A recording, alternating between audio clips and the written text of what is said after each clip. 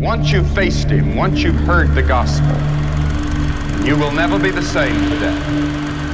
This man is dangerous to us. It says he is the true Lord of Lords. Claimed to be a new Messiah. But no one believes Sinful him. thoughts. We can stand and proclaim good news that God is love.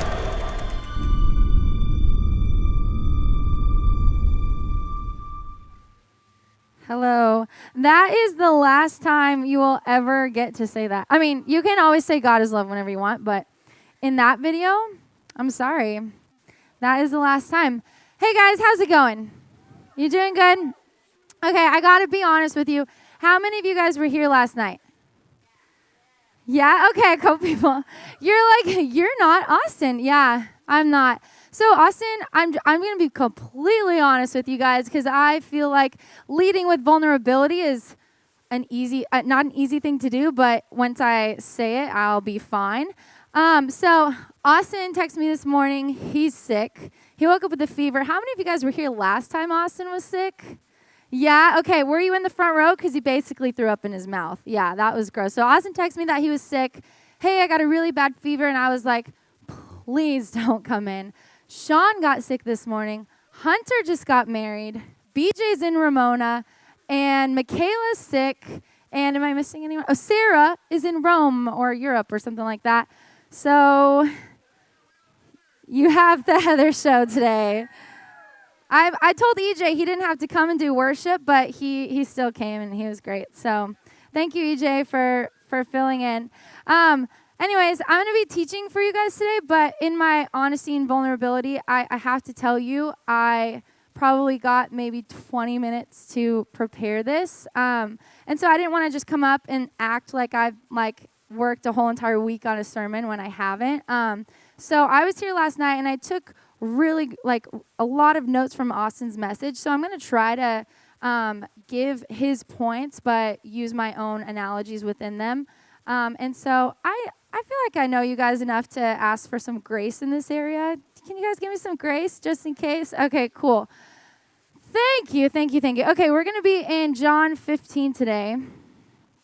And something you'll hear me say, something Austin said because he said it last night. So I want to be true to what he said. But something Austin said last night was a lot of times we'll come into church, and especially coming off of camp, we'll want to, we're so hungry to learn more and more about Jesus. But sometimes we just need to come to church and be reminded of what we already know.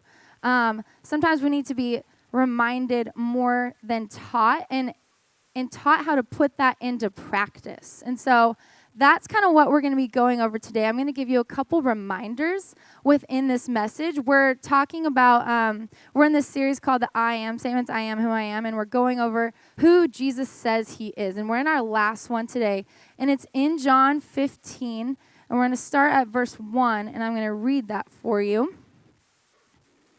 I'm just going to read it all the way through really quick. So it says in verse 1, I am the true vine. Circle, highlight, underline if you haven't already. And my Father is the vine dresser. Every branch in me that does not bear fruit, he takes away. And every branch that does bear fruit, he prunes, that it may bear more fruit. Already you are clean because of the word that I have spoken to you. Abide in me, and I in you. As the branch cannot bear fruit by itself unless it abides in the vine, neither can you unless you abide in me. I am the vine, you are the branches. Whoever abides in me and I in him, he it is that bears much fruit, for apart from me you can do nothing. Circle, highlight, underline. If anyone does not abide in me, he is thrown away like a branch and withers, and the branches are gathered and thrown into the fire and burned. If you abide in me and my word abides in you, ask whatever you wish, and it will be done for you. By this my Father is glorified, that you bear much fruit, and so prove to be my disciples. Highlight and underline that whole entire verse, verse 8. By this my Father is glorified, that you bear much fruit, and so prove to be my disciples. As the Father has loved me, so I have loved you. Oh man, I almost tripped. I started leaning and it went like that. Sorry. Abide in my love. If you keep my commandments, you will abide in my love, just as I have kept my Father's commandments and abide in his love. These things I have spoken to you, that my joy may be in you, and that your joy may be full. All right. So something that if you've heard me speak in this I Am series before, something I always say is I love how Jesus is so intentional in his speaking in the New Testament to relate back to what was said in the Old Testament. I used this analogy last sermon, but how many of you guys were around when the iPhone started? Me, all of you guys, hopefully, because it started in 2007. Trivia. So Jesus liked to do say a lot of things to help those people understand what he would that he was making the statement that I am God, and he wanted the purpose of John is that they would know that he is God and that they would believe that he is God. So Jesus uses, I am the light of the world. He uses the big menorah candle and saying, this is what you saw as light. Now I am your light. This is what you saw as provision. I am your provision. He does this a lot. I am the gate to the sheep. I am the shepherd. A lot of that stuff. And so right now he's saying, I am the vine, but he says it to relate to them. And so this is kind of like an iPhone for me. If Jesus were to say, I am the iPhone, he probably would never say that. But to me, I'd be oh, okay, I was here when the iPhone was here. I use my iPhone to call people. I use it to connect with people. I use it to find information, sometimes to have fun, and play games. You are the iPhone to me. Okay, that makes sense. Does that make sense? So he uses these different analogies throughout the New Testament to relate back to the Old Testament because this is what they're used to hearing. And vines is a vineyard or trees or fruit. There's a lot of olive trees in Israel. There are a lot of different plantation areas in Israel. Curtis, you've been to Israel, right? Has anyone ever been to Israel in here besides Curtis? Stop. You've been to Israel, yes. Nehemiah's been to Israel too. So in Israel, there's a lot of land where there's a lot of ability to grow things. And you'll walk around. I've never been, but I've heard that you'll walk around and you'll see a lot of olive trees, just a lot of different things. And so for Jesus to come in and say, I am the true vine, this is helping them connect back to, all of the trees and stuff around them, but also in the Old Testament and what they knew. So turn to Psalm 80. Psalm is in the middle of your book. If you just close your book, then open it, you might land on Psalms because it's the biggest book in the Bible.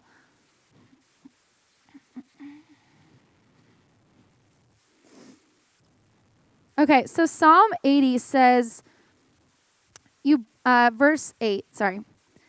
You brought a vine out of Egypt. You drove out the nations and planted it. You cleared the ground for it and took deep root and filled the land. And this was the purpose of Jesus saying, I'm the vine, because God in the Old Testament said, I'm going to clear out a land and I'm going to plant my root in the Israelites.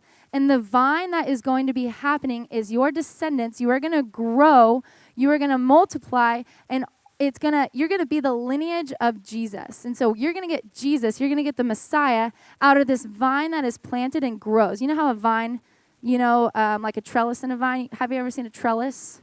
It's like those wooden things that stand up against a garden wall and the vine grows on it and it grows all between.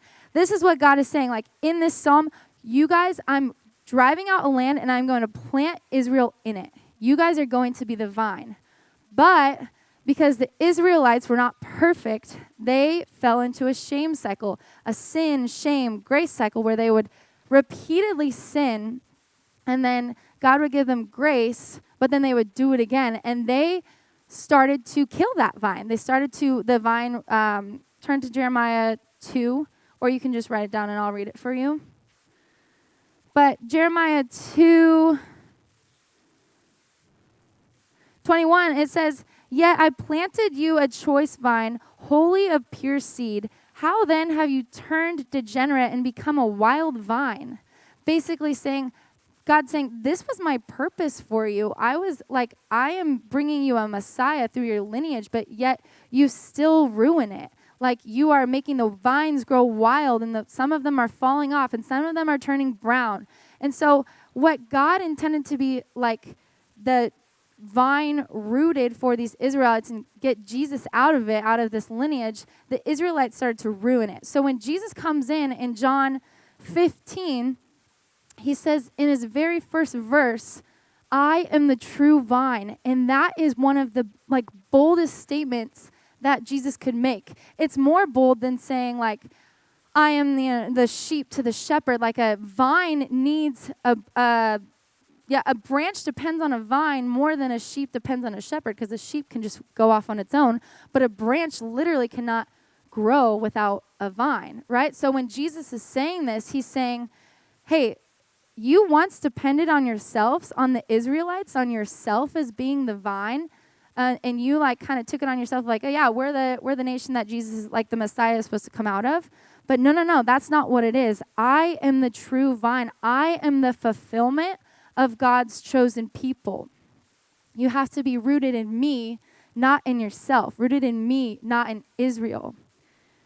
And so, yeah, this is basically a really, really big statement that Jesus is making in this. And keep in mind, I know we've said this over the past couple weeks, but this is all centered around a dinner table. This is right before Jesus is supposed to leave to go die on the cross. And so Jesus is trying to leave them with his last couple statements of who he is, so that when he leaves, we can know who Jesus is and know how to share him with everyone, so that they can have the grace and forgiveness that he has offered us. So throughout this passage, there's one word, it's remain. How many of you guys have remain in your Bible? Mine says abide. Does anyone else say abide? When it says abide in me, remain in me, does anyone know what remain means? Stay. Good job. Yeah, good job. That was awesome. I love that participation. If I ask you a question, go ahead and say the answer. But yeah, remain or abide means to have an active stillness. It's weird because if you're an active person, you're always thinking of like, ow, just hit my hand. You're just thinking like, oh, I'm going. Like, I'm always on the move, right? But to remain or to abide is an active stillness. Okay, how many of you guys this is something Austin said last night, but how many of you guys have seen a turtle without a shell? Yeah, you have? Is it weird? Stop raising your hand when you haven't seen a turtle without a shell. Have you seen a turtle without a shell? Yeah. What? It's weird, huh? It's like you look at it and you're like, that's not what it's supposed to be like. Nuh-uh. And sometimes you can't even like tell that it's a turtle. Am I right? Have any of you guys seen Master of Disguise? Turtle. Am I too turtly? Anyway, sorry. That was just a side note. It just reminds me of it. Or I like turtles. Yeah? Okay. Back to my point. Sorry about that. Back to my point. Okay. So a turtle without its shell, someone mentioned last service that the shell is like a spine for the turtle. The turtle doesn't have a spine without its shell.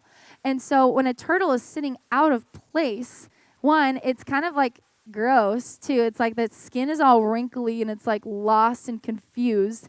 It doesn't have its shell, which means there's no protection for it. There's no spine for it, so it can easily get stepped on and die. Like it can easily die if it just moves. But a turtle without its shell is not a turtle, right? Okay.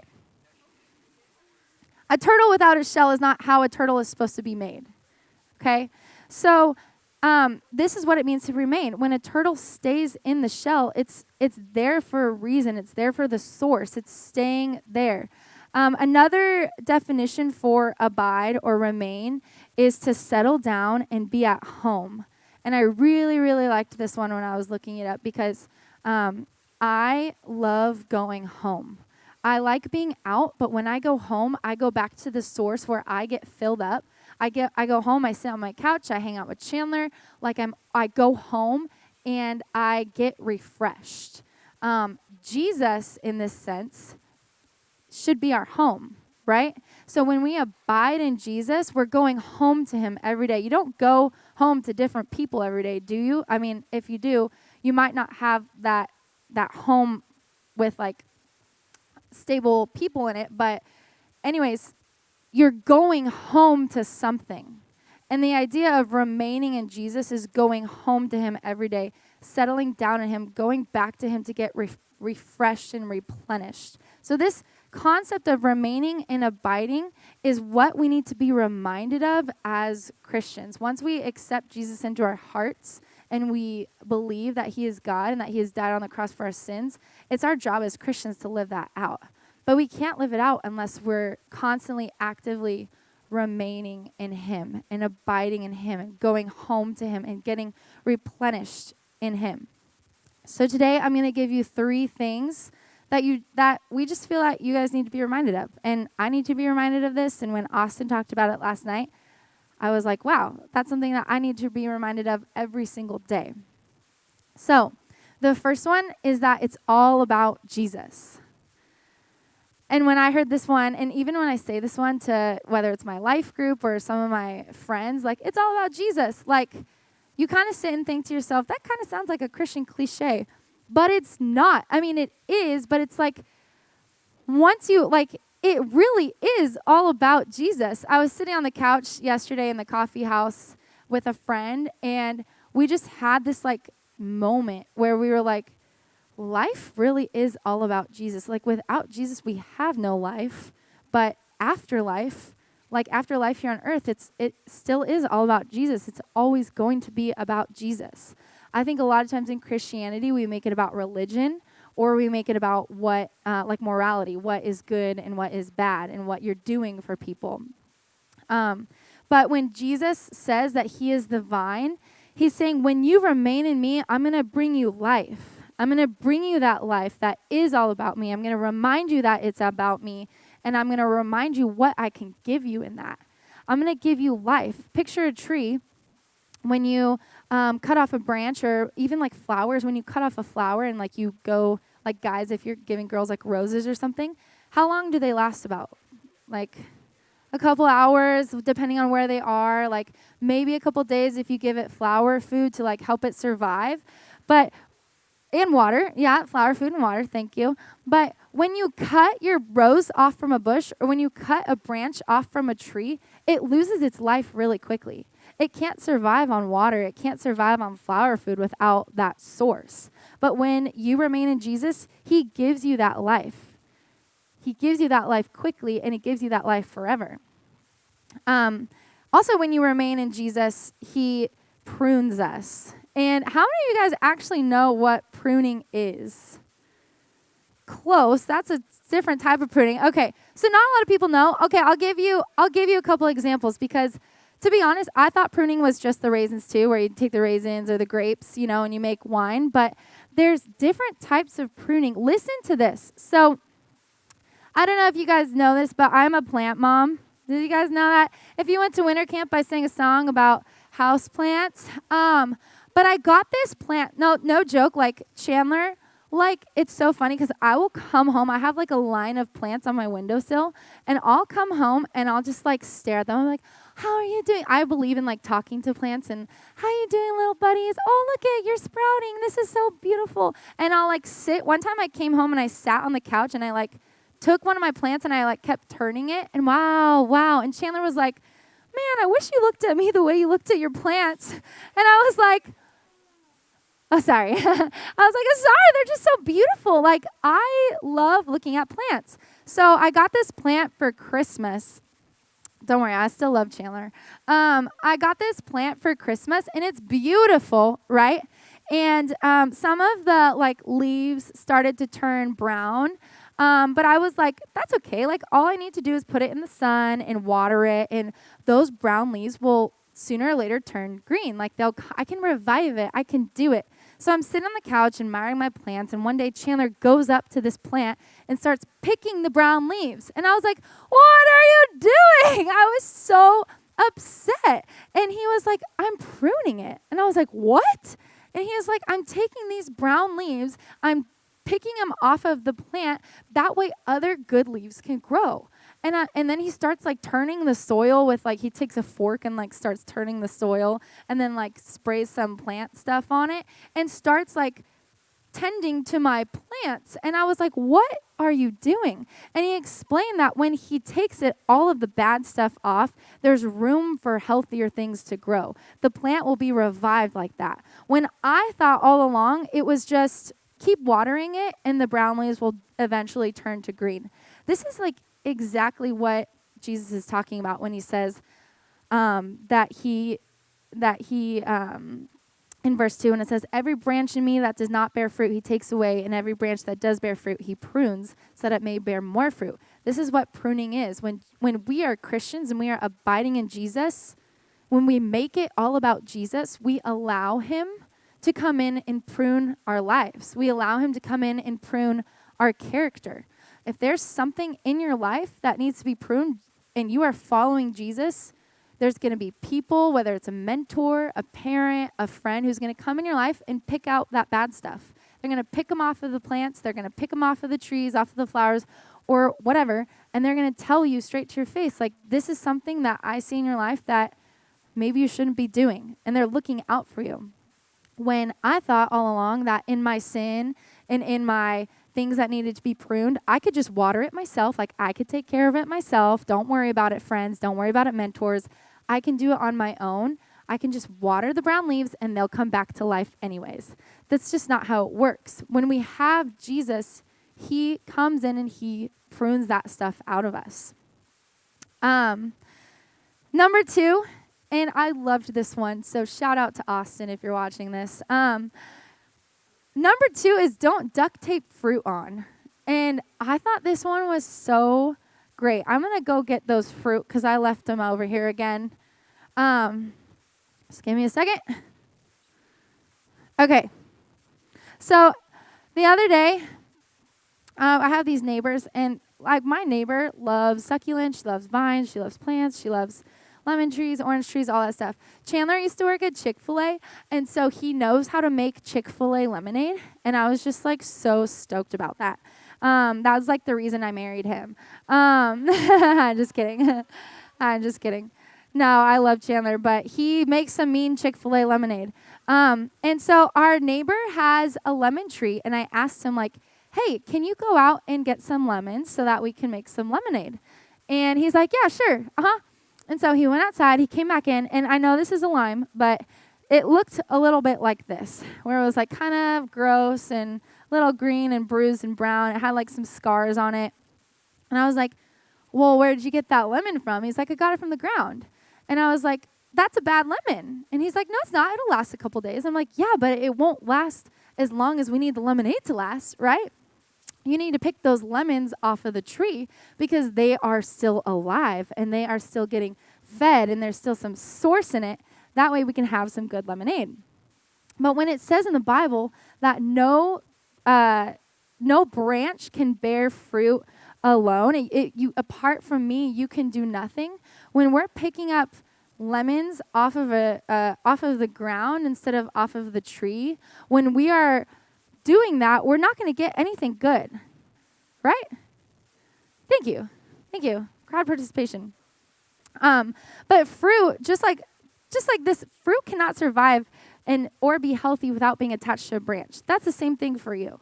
You can't be a lemon on the ground or an orange on the ground or a lime on the ground and think that Jesus is still giving you that source. It might look like a fake source because when you are not attached to this tree, when you are not attached to a branch, when Jesus is not your source, you can do nothing. It says, apart from me, you can do nothing, which means you don't have an impact for eternity. You don't have an impact on other people. You're not changing yourself because you're not constantly going back to that source. When we are connected to Jesus and connected to those around us, keep in mind there's other fruit on the tree. Like, you have a community around you. When those people are connected to Jesus as well, that is when you're going to thrive. That is when your remaining will take in place and it will thrive.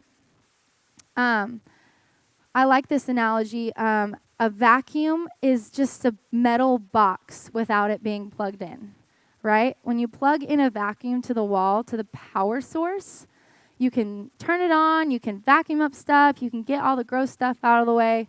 But when you unplug it and you wrap it up, you're like, does it go in the closet? What do I do with it? It's nothing without its source. And that's what we are. We are nothing without our true source, who is Jesus. He is that vine that is rooted in us and is asking us to abide in him and remain in him and say, I'm going to come home to you every day. You are going to be the one that is going to give me life. And then the last thing in that point is just don't be fake.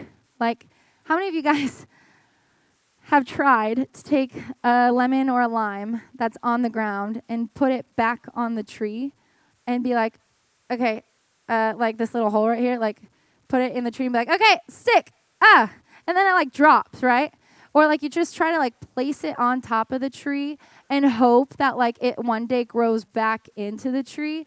It just doesn't work. Like even like when Austin says don't duct tape fruit on, it doesn't mean just like, I'm not just talking about oranges. Like he's not saying like don't go to an orange tree and try to duct tape an orange back onto it. He's talking about you guys. He's saying don't try, like the fruit of the Spirit, we're going to get to that in a second, but it's love, joy, peace, patience.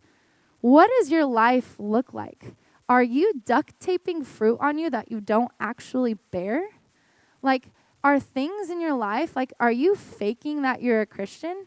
And I can say this proudly, not proudly, but I could say this because when I was in high school, I lived that double life. I know a lot of you have heard that before, but I was the FCA president, and then I was going back and just not being a Christian. Like, I was just faking it. I would come to FCA, and I'd lead us in prayer, and then I'd go home, and I'd disobey my parents. I'd talk back to them. I'd be a horrible friend to people. But on the outside, I was like, yeah, I have love. You know? Thank you. But like, what are you faking? Like, are you faking anything? Because I sure was, and sometimes I still do. Sometimes I try to duct tape different characteristics and qualities that are of Jesus onto me when I don't actually have them, and I'm not willing to put in the work to getting them. And that work is remaining and abiding in Him. So just don't be fake.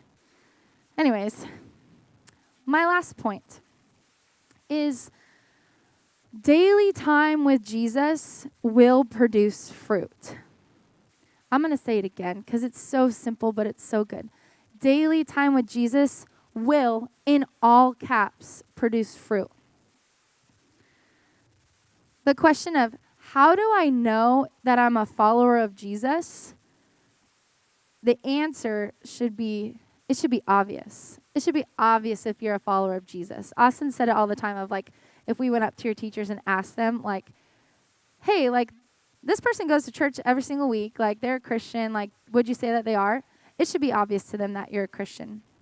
Another thing Austin said, and I want to second because it happens to me all the time, is we've had like guys and girls come up to us who are really interested in dating. And the first question we ask them is, well, are they a Christian? And their answer is, you know, I don't know. Or we haven't really had that conversation yet. Or I think so. I think he loves Jesus, or I think she loves Jesus. And guys, like, this is just a side note, but when it comes to dating, like, that should be obvious. That should be the number one thing that you look for, because, like, if they're going to stay at the state that they are in right now into your dating relationship, they're never going to bear that fruit. And so if it's not obvious to you, this is just a side note for dating. If it's not obvious to you, and you call yourself a Christian, don't waste your time and get into that. Wait for someone who it's clearly obvious that they love Jesus and that they bear that fruit. That's really important. That was just a side note. But yeah, you're going to have this fruit if you remain and abide in Jesus. Turn to Galatians 5 for me. Galatians is a hard book to find. It's towards the back of the Bible after 2 Corinthians, and it's right before Ephesians. And it's a pretty short book because 5 is the last book. Oh, it's just 6 is. Just kidding. But we're going to start in 5:16. And it says, "But I say, walk by the Spirit, and you will not gratify the desires of the flesh. For the desires of the flesh are against the Spirit, and the desires of the Spirit are against the flesh. For these are opposed to each other, to keep you from doing the things you want to do. But if..." What just happened? Okay. As long as it's not an animal, I'm okay. Okay. Verse 18. Here we go. Verse 18. "But if you are led by the Spirit, you are not under the law. Now the law works of the flesh are evident: sexual immorality, impurity, sensuality, idolatry, sorcery, enmity," I don't know that word, sorry, strife, jealousy, fits of anger, rivalries, dissensions, divisions, envy, drunkenness, orgies, and things like these. I warn you, as I warned you before, that those who do such things will not inherit the kingdom of God. But the fruit of the Spirit is love, joy, peace, patience, kindness, goodness, faithfulness, gentleness, self-control. Against such things there is no law. And those who belong to Christ Jesus have crucified the flesh with its passions and desires. So you literally get a picture here of what is of the flesh and what is of the Spirit. You get a picture of what it looks like to abide and remain in the true vine. To get to the roots of that vine and find Jesus and stay there, the fruits and characteristics that you are going to bear are those love, joy, peace, patience, kindness, goodness, faithfulness, gentleness, self-control. That is what you're going to bear. But keep in mind, if you do not go to the source every day, if you do not abide in Jesus, and if you do not have him as your true vine, things of the flesh are going to creep up. They already creep up when you're a Christian. But when we have Jesus and we have that accountability around us and those mentors, we're less likely to go down that path. But when you don't have that and you don't choose that for yourself, you're going to fall into the desires of your flesh, which are idolatry, sorcery, strife, jealousy, lots of stuff that we deal with every day. In this whole entire sermon, you guys, what I just want you guys to understand is that Jesus is your source. Jesus is the one that you are going to go back to. Jesus is the one who is going to give you the energy to love other people. He's going to give you the characteristics, those fruits of the Spirit, to show others, to make it obvious that you're a Christian, and to bring others to Jesus. Anyways. But as we close out today's sermon, I just want to leave you with a couple questions. The first question I want to ask you is, are you making it all about Jesus? Are you allowing him to give you life? And are you allowing him to prune you? Sometimes pruning happens through other people, but are you allowing him to cut out those fleshly desires and bring in those fruits of the Spirit? The second thing is, I want you to ask yourself, what fake fruit am I trying to bear? Like, what do you have duct taped onto you right now that's like, yeah, I totally have this, ha ha ha, but you really don't? What is that? And then lastly is, what can I do in my walk with Jesus? How can I spend time with him to actually bear those fruits, to actually have love and to actually have joy and peace and all of those things? Because trust me, those things are really hard to gain. But we can do it with Jesus because he is our source, and we are going to go to that source every day. So I'm going to pray for us, and then we'll get into Zoe soon. God, thank you so much for this day, and I thank you for these students and the grace that they have given me, God, and the grace that you've given me. I just pray that as we go into this week, we would take this stuff and take these questions and really ask ourselves, what are we missing? What can we do to get closer to you every day, and how can we remain in you, the true vine? God, we love you so much, and I just pray for a great week. Amen.